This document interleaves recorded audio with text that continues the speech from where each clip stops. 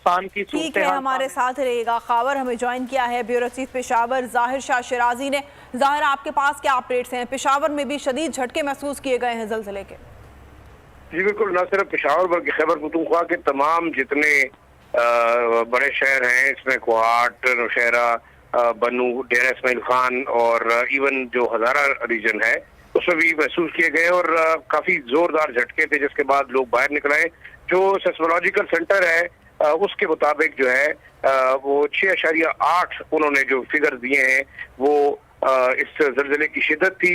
Officially तस्दीक की है।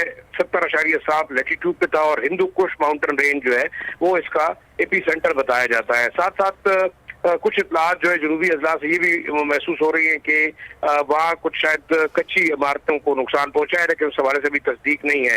रेस्क्यू 112 ने जो है वो हाई अलर्ट जारी कर दिया है तमाम सूबे के जितने डिस्ट्रिक्ट के अंदर हैं और उन्होंने बाकायदा लोगों को जो है वो वार्निंग दी है कि वो महफूज मकामात पर रहे और अगर आफ्टर शॉक्स किसी किस्म के आते हैं तो उस हवाले से जो है वो हिफाजती इक़दाम किए जाए। दूसरा, बिजली की तारों और साथ साथ जो बड़ी बिल्डिंग्स हैं उनके करीब भी जाने से मना किया गया है। लेकिन जो ईपी सेंटर है उसका वो हिंदू कुश माउंटेन रेंज बताया जा रहा है।